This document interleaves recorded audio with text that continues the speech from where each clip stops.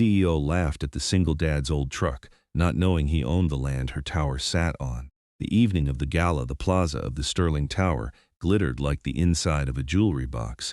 60 feet of glass throwing back the city lights, a red carpet, valets in white gloves running for the keys of cars that cost more than houses, and into the middle of it, coughing blue smoke, rolled a 1989 ranch truck the color of dried mud, with a cracked windshield and a dog blanket on the seat, driven by a big quiet man named Roy Calder. He was 51, tall and rangy and gone a little stiff in one knee, with sun-weathered ruddy skin, thick gray and brown hair pushed flat by a sweat-stained cap, a short full gray beard, and pale green eyes set in a web of squint lines from 30 years of looking at far horizons. His hands were enormous and rope-scared. He wore a faded canvas barn coat over a checked shirt, jeans worn white at the knees, and scuffed work boots, and on his left hand a plain wedding band he had not taken off in the 3 years since Faye died. He had driven 90 minutes in from the ranch he and 4 generations before him had worked, and he did everything the way he did everything now, without hurry and without complaint, and he had come for one simple reason, which was that the quarterly check his family had received for as long as he had been alive had stopped, and he wanted to ask somebody why. A valet trotted over and put a hand up like he was stopping traffic. Sir, this is a private event, you can't." And behind him, sweeping up the carpet in silver, came the woman the evening belonged to. Paige Sterling was 41 and ran Sterling Development, which her father had founded, and she had turned into the name on the tallest building in the city, and the tower behind her was the proof. The building with her family's name lit up 60 floors into the sky. She took one look at the mud-colored truck idling among the Bentleys and laughed, a real laugh, delighted, and said to the people around her, loud enough to carry, "Oh, somebody's lost their gardener. Get the antique out of my plaza before it leaks on the carpet." A few of her guests laughed, the soft laugh that follows money. "Tell him the soup kitchen's on 4th, she added, turning away. Roy Calder looked at her for 1 second longer than a man in a barn coat was supposed to, not angry, only steady, the way a man looks at weather he has already decided to ride out. Then he put the old truck in reverse, because he was not going to make a scene on a carpet, and he backed it out past the valets and parked it on the public street and walked back to the management office on foot, where a young man behind a desk told him there was no record of any payment owed to any Calder and asked him, politely, to leave. So Roy left, and on the cracked dashboard of the old truck, tucked into the defroster vent where another man would keep a parking pass, was a folded sheet of construction paper with a child's drawing on it, a house and a sun, and 2 stick figures holding hands, and none of them saw it, and he did not show them. He drove the 90 minutes home in the dark, and the porch light was on, and Josie was up past her bedtime on the steps with a library book and a flashlight. She was 8, fair-haired like her mother, with a way of going very still when she was thinking. "Did they fix it?" she asked. "The check?" "They said there's no check," Roy said. Josie frowned at the injustice of a thing she did not fully understand. "But Grandpa got the check, and his grandpa." "That's what I told them," Roy said, and lifted her up though she was getting too big for it, and carried her inside, because some nights a man needs to carry his kid more than the kid needs carrying. He made a late dinner, eggs and the good bread, and they ate at the table with the television off, the way they had eaten since Faye got sick. Afterward, Josie drew at the kitchen table while he washed the 2 plates, and when she went up, she left the new drawing on the counter for him to find. A man, a girl, and in the corner, smaller, a woman with long hair, drawn off to one side, watching. He set it in the drawer with the others and turned off the light. What he did not do that night, and had not done in 3 years, was open the flat tin document box on the top shelf of the hall closet, behind the towels, where the rest of who his family was lived, a land patent signed by a president, brittle as a moth's wing, a homestead deed, a century of quarterly ground lease statements, the agreement that, when the city had finally swallowed the old Calder corner, his great-grandfather had made instead of selling. The land is ours, the building's theirs, and theirs is rent. A photograph of Faye on the tailgate of that same truck, younger, laughing, a baby on her knee.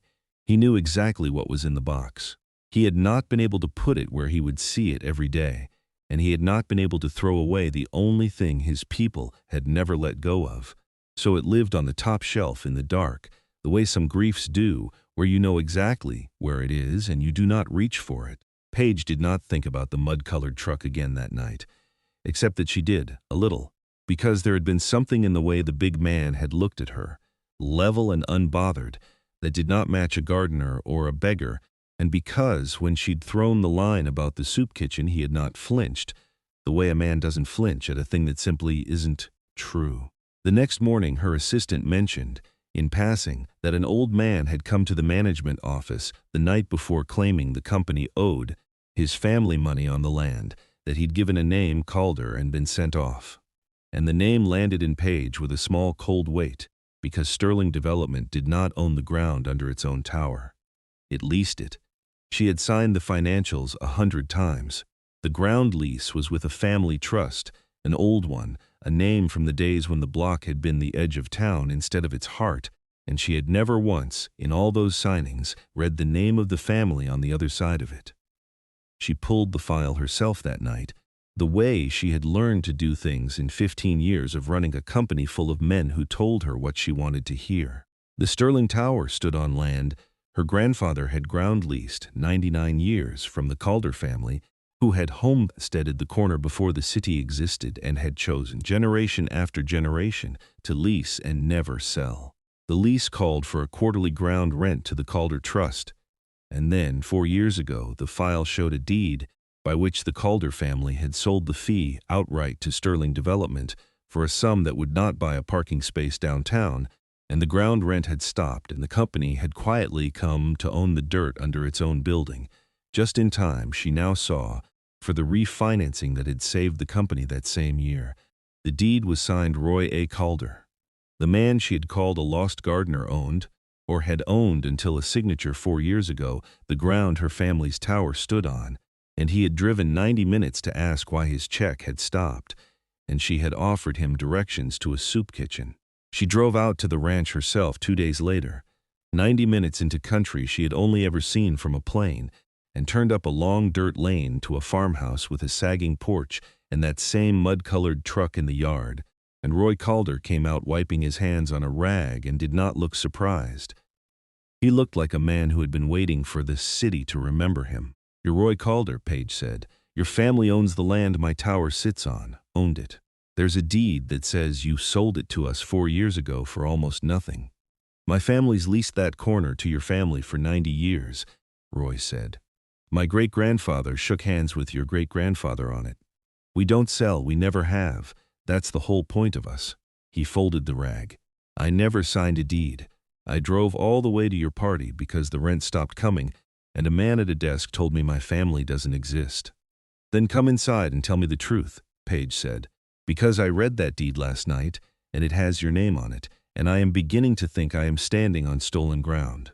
From the doorway a small voice said, "Dad, who is it?" and Josie appeared, looking up at the woman in the city clothes with the frank assessment children give to strangers. "Somebody about the land, Joe," Roy said. "Go finish your chapter." The girl studied Paige a moment and went. Roy looked at the woman in his yard, and then, because she had not come to gloat, and he could see Kit, he tipped his head toward the porch. At the kitchen table, with Josie reading upstairs, he told her the shape of it without the wound at the center.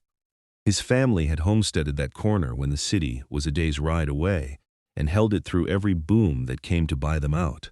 Because a Calder did not sell the ground, a Calder leased it, so that no matter how big the city grew, the land stayed theirs and the family stayed on it.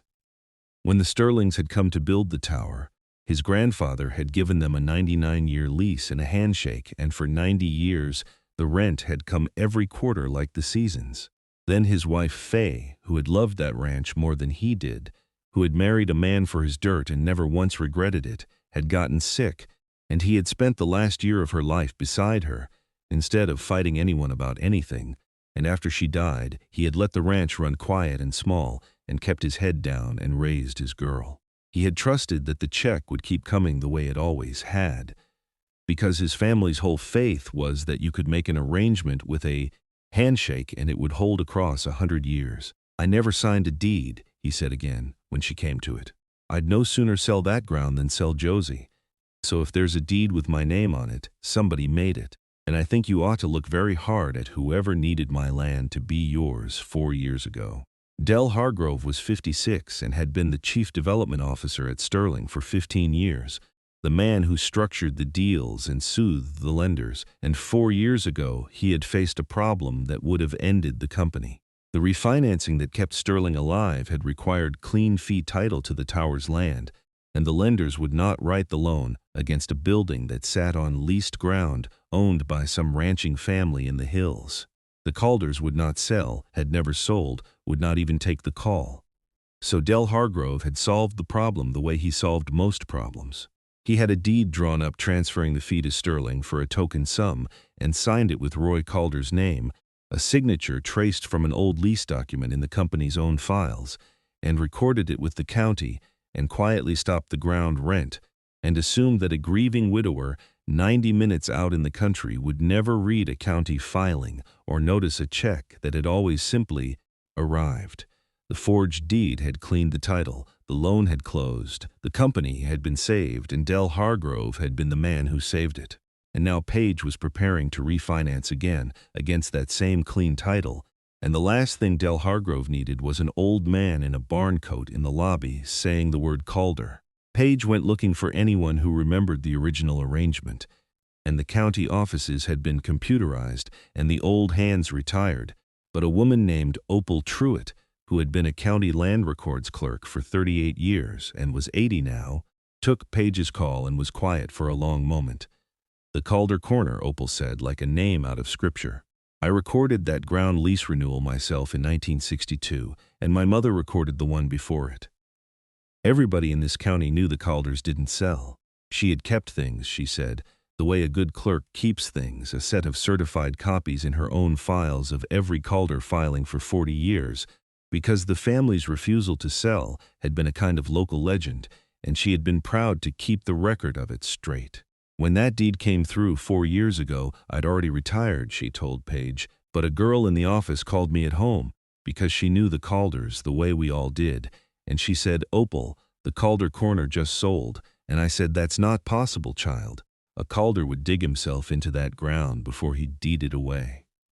And then I heard the old man's wife had passed, and he'd gone quiet, and I told myself grief makes people do things, and I let it lie." Her voice tightened. "I shouldn't have let it lie. I knew that family. So no, I didn't throw my copies out. I kept them like a debt I owed, waiting for somebody to come settle it." When she brought the folder to Page, she set it down and opened it herself with careful old hands. The original homestead deed, the chain of leases, 90 years of an arrangement honored, and then the deed from 4 years ago that broke it.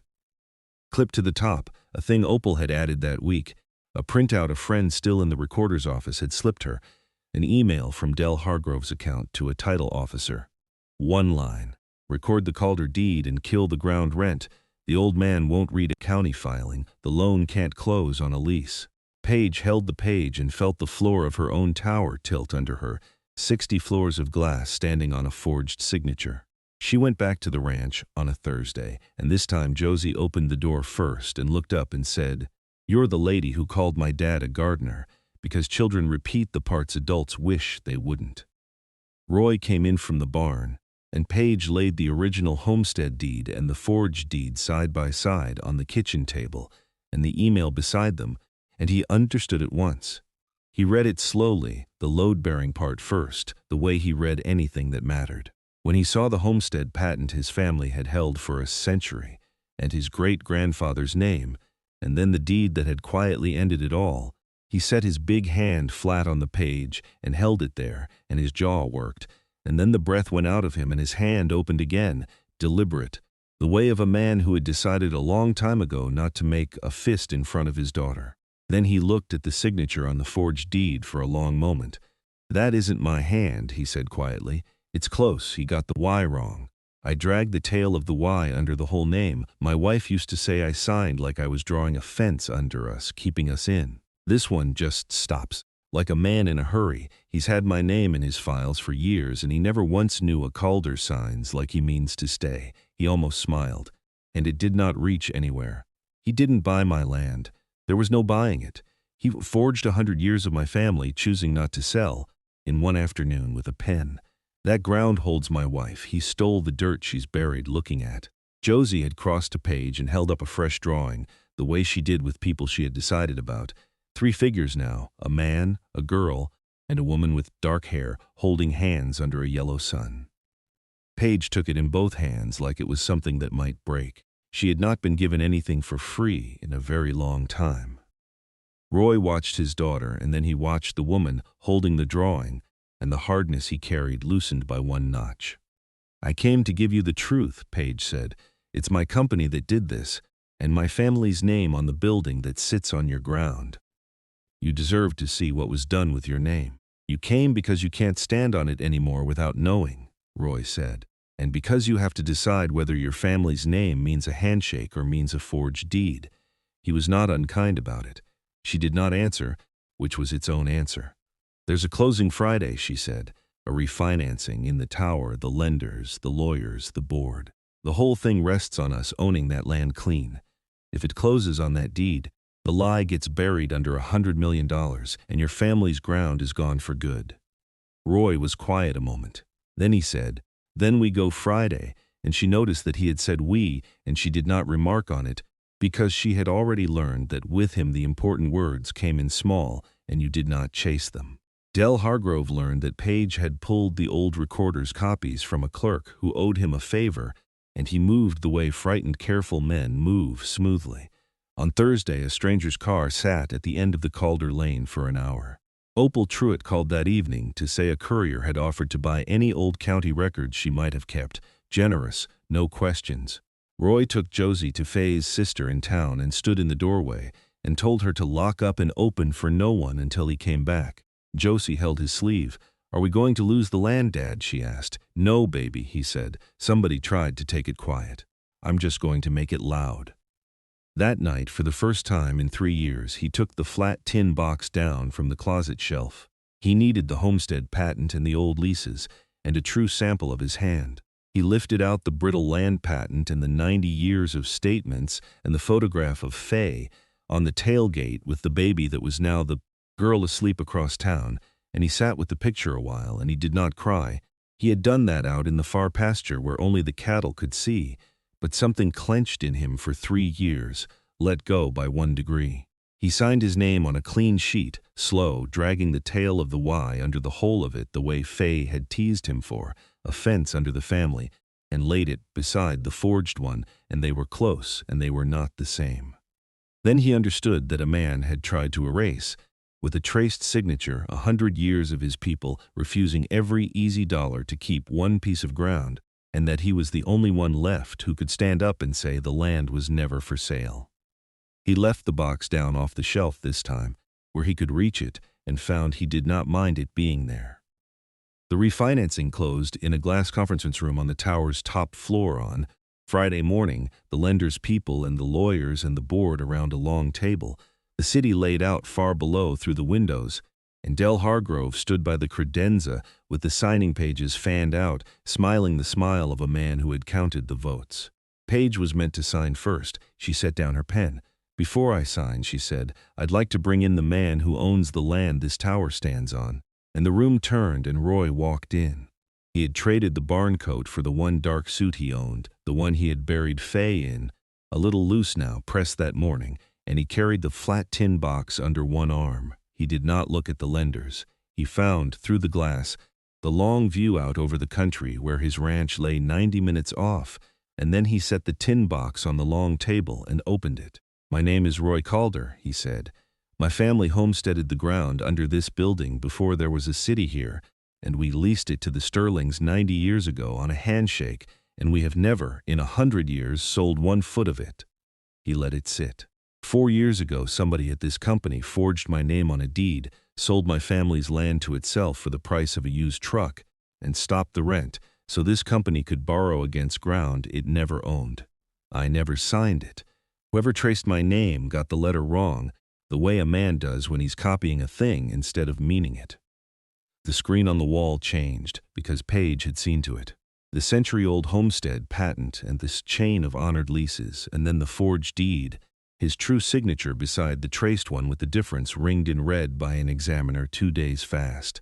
Then the email, one line, record the Calder deed and kill the ground rent. The old man won't read a county filing. The loan can't close on a lease. My wife is buried on that ranch looking at that ground, Roy said, and his voice did not rise. My family kept it for 100 years by being the kind of people whose word you didn't need on paper.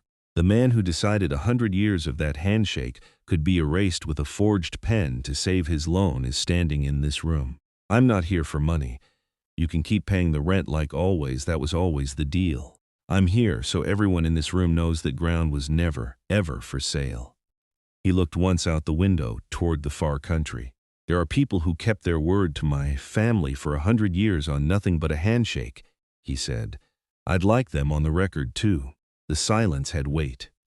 Del Hargrove stood, and his face had gone the color of the paper the lies were printed on. You're a rancher who can't keep his own books, he said. There's a recorded deed. You don't get to walk into a closing and unwind 4 years of clean title. Roy looked at him and did not raise his voice. I keep my books fine, he said. I just trusted that a check that came for 90 years would come for 91. You needed my land so bad you had to forge a man who'd never sell because you couldn't imagine somebody who wouldn't take the money. I don't need a lawyer to know my own name, Mr. Hargrove. I just need everyone here to know I sign it like I mean to stay, and you never learned that because you's never once stayed anywhere long enough to mean it. Paige took the pen and capped it. This closing is canceled, she said. Del Hargrove is removed from this company effective now. The forged deed will be voided, the Calder family's ownership restored, the ground rent paid back to the day it stopped, and the deed, the diverted records, and his own instructions in writing are going to the Attorney General this morning. 2 investigators were already at the conference room door, and Del Hargrove walked to them without resistance, which was worse than if he had run. In the weeks after, the story moved through the business press and then the local papers, which loved it more. The ranching family, whose handshake outlasted a skyscraper. Hargrove was charged with forgery, fraud, and recording a false instrument, and the refinancing he had built on the forged title unwound under a subpoena. 2 board members who had never asked how the title got clean resigned. Paige declined every interview and gave 1 written statement, 11 sentences long, and signed her name to it.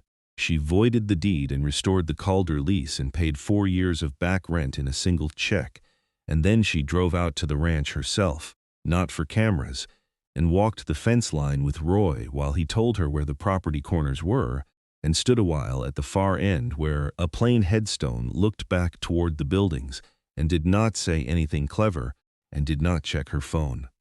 Then she did a thing none of her board understood.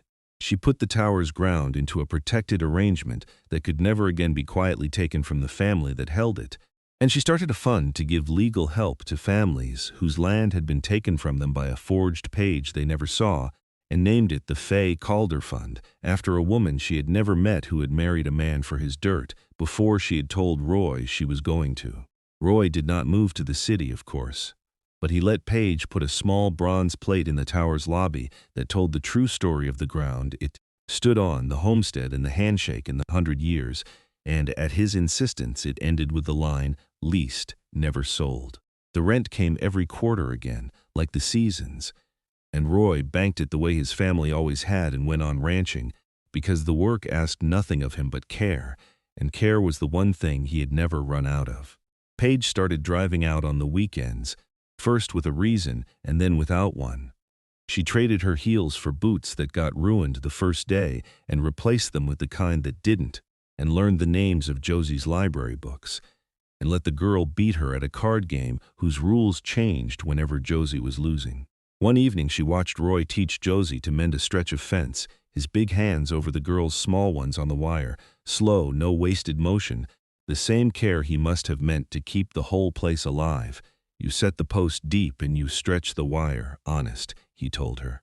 And you don't cut a corner you can't see, because the cow always finds the corner you cut. Josie pulled the wire tight and looked up at him with the pride of a child trusted with a real thing, and Paige, watching from the porch with a cup of coffee going cold in her hand, understood that this was the whole of him, that the landholder and the rancher and the father were one unbroken man all the way down, and that she had looked at him on a red carpet and seen only an old truck. On a clear Saturday in spring, the three of them drove the old truck out to the high pasture to check the calves, Josie in the middle of the bench seat working the radio, the dog hanging its head out the window, and from up there you could see, 90 minutes off and small as a needle, the glass tower catching the morning, standing on Calder ground the way it had for 90 years and would for 90 more. Josie looked from the tower to the two of them and asked, "Are you going to stay with us forever?" The way children ask the questions, adults are too careful to, and Paige glanced at Roy, who had stopped the truck to let a calf cross and was looking at her, and she said, "I'm thinking about it." Roy sent Josie out to count the calves, and the girl went, fierce with the responsibility, and he turned to Paige in the cab of the old truck with the whole green country around them. "You don't have to promise a child something you haven't promised yourself," he said. "I'm promising both of them," Paige said, at the same time. He looked at her a long moment, this woman who had laughed at his truck and then driven 90 minutes to give him back his land. Then he raised his hand and tucked a loose strand of hair behind her ear with the back of one rope-scared knuckle. The first time he had touched her in all the weeks she had been coming, she did not pull back, he did not move closer. It was a moment, no more, but it was long enough for both of them to know it had finally arrived. Josie hollered that there were 11 calves, and one was stuck in the fence, and there wasn't, but she came running back and climbed in, and put one hand on her father's arm and one on Paige's, and announced they all had to come. Look, the way she did, as if this had always been the arrangement, and she had only been waiting for the grown-ups to catch up. By summer, Paige had her own pair of boots that stayed at the ranch on a hook by the door, and Josie had learned to back the old truck the length of the drive, and the photograph of the woman on the tailgate with the baby sat in a frame on the kitchen sill where Roy could see it while he worked. Paige let most of the old life go, the galas, the skyline, the rooms where land was only a line on a loan, and she found, by the third month, that she did not miss any of it. A man had been laughed off a red carpet for his old truck by the woman whose tower stood on his family's ground. Some people put their name on a thing where the whole city can read it, lit up 60 floors against the sky. Others keep it for 100 years on a handshake and a fence line where no one important ever looks, and you only learn what that ground was worth when a man drives 90 minutes in a dying truck, past every reason to give up, to ask, quietly, why the check stopped coming.